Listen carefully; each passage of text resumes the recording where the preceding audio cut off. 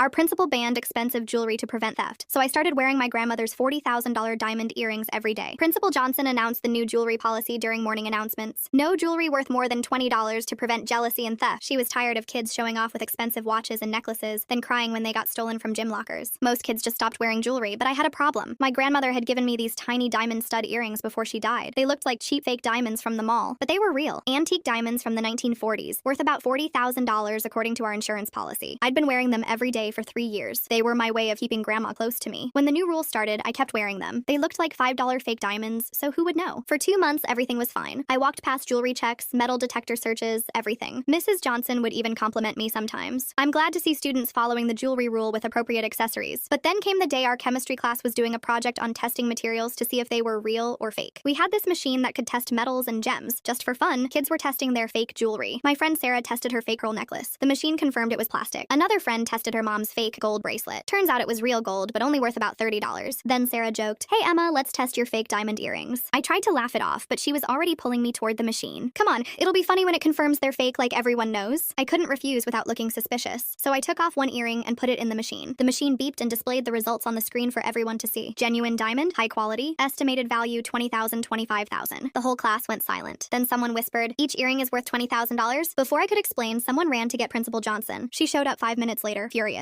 "Miss Peterson, you've been deliberately violating our jewelry policy." "But Mrs. Johnson, you said jewelry that costs more than $20. I didn't buy these. They were a gift from my grandmother. The rule clearly states no jewelry worth more than $20, regardless of how you got it." She confiscated my earrings right there in front of the whole class. "You can pick these up from the office when your parents come in for a conference about your dishonesty." I was devastated, not just because she took them, but because she was treating my grandmother's last gift like contraband. That afternoon, my mom came to school. She was not happy, but not at me, at Principal Johnson. "You confiscated $40,000 worth of jewelry from my daughter?" she asked. "The rule is clear. No expensive jewelry." My mom pulled out the insurance paperwork. "So you're telling me my daughter can't wear her deceased grandmother's earrings because they're too valuable?" "That's correct. It creates an unsafe environment. But you have no problem with teachers wearing wedding rings worth thousands of dollars?" Principal Johnson's face went red. "That's different. Teachers are adults. And you store these $40,000 earrings in a desk drawer with a basic lock?" That's when my mom got really angry. "If something happens to these earrings while in your custody, the school district will be liable for their full replacement value." The insurance paperwork scared Principal Johnson. She hadn't realized how much liability she'd taken on. "I'll need to call the superintendent," she said nervously. An hour later, I had my earrings back. The next week, they changed the jewelry rule. Instead of banning expensive jewelry, they just required students to not flash it around or brag about it. But here's the best part. 3 other kids came forward with similar stories. One girl had been hiding her great-aunt's antique necklace. Another kid had vintage cufflinks from his grandfather. Turns out lots of us were wearing valuable family heirlooms that looked cheap but weren't. The new rule became no jewelry purchased specifically to show off wealth, which made way more sense. I still wear my grandmother's earrings every day, and now I don't have to pretend they're fake.